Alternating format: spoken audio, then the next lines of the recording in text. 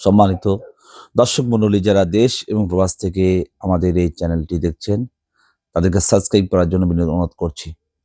বাংলাদেশের ইসলামী দলগুলোর একটি স্বর্ণালী অক্ষরের যুগের সূচনা হয়েছিল।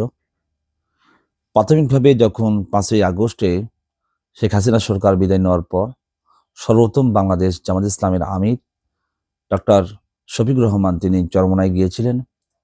ইসলামী এক নীতি, এক বাক্স, একই দলের সমঝোতায় দল গঠন করে আগামী দিনে ইসলামী শক্তির পক্ষে যেন সবাই ঐক্যবদ্ধ হয়, এই আলোর ব্যর্থ রেখে বাংলাদেশের সকল পীর মাশায়েখের দরবারে জামাত ইসলামের বিভিন্ন প্রতিনিধি দল তারা যাতায়াত করেন।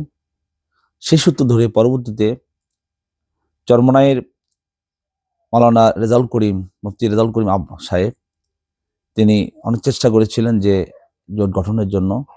বিশেষ করে বর্তমান উপদেষ্টা মাওলানা আখম খালিদ হাসান তিনিও ছিলেন যে আমরা ইসলামের স্বার্থে জামাতকে আমরা বুকে টেনে নেব, দূরে ঠেলে দেওয়া নয়।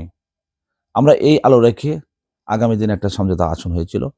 সেই সমঝোতার আসনের সূত্র ছিল যে দল যেখানে তারা বেশি জনপ্রিয় সেখানে তারা নির্বাচন করবে এবং বাকি সব দল তারা করবে। কিন্তু পরে দেখা গেল তারা বলছে আমরা জোট করব না, কিন্তু জোট নয়, এটা সমঝোতা। কিন্তু সমঝোতা তো সবাই সমানে সমানে হয়। যেখানে আপনার ভোট নেই, যেখানে আপনার জনসমর্থন নেই, সেখানে আপনি যাচ্ছেন। সবচাইতে বড় ফেতনা সৃষ্টি করেছে যে চরমানের সেকেন্ড পীর ফয়জুল করিম, ইনি বললেন যে আমরা 143টি আসনে এগিয়ে রয়েছি।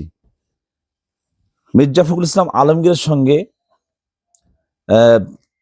এক বৈঠকে তার মহব্বত, তার কোলাকুলি, তার খাওয়া দাওয়া, হাসি ঠাট্টা, বিএনপির নেতারা নাকি বলে যে আপনারা জামাতের চাইতে জনপ্রিয়তা এগিয়ে রয়েছেন।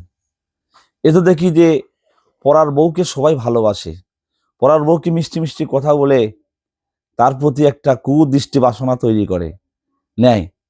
তেমনি বিএনপি চরমোনাইকে মিথ্যা প্রলোভন দেখিয়ে, মিথ্যা প্রশংসা করে অন্যের বউকে যেমন বিভিন্ন ভালো লাগে, ভালোবাসে, হ্যান ত্যান এই সেই বলে পরিচিত করে তাকে স্বামীর ভাতও ভেঙে দেয়, তখন ভাত কিছুই হয় না।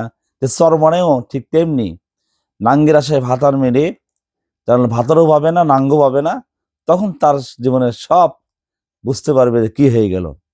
এই প্রলোভন, এই প্রত্যাশা, যাদের কথার সঙ্গে কাজের মিল নেই, এটা একটা সেফ একটা ধোঁকাবাজি। বিশেষ করে এর জন্য চরমোনাইয়ের পীর সাহেব মাওলানা রেজাউল করিম সাহেব তিনি এই ঐক্যের প্রধান মূল ব্যক্তি। তিনি অনেক নরম ছিলেন, কিন্তু পারিবারিকভাবে যতটুকু জানতে পারছি এই ভাঙ্গার পিছনে সেকেন্ড পীর সাহেব রেজাউল করিম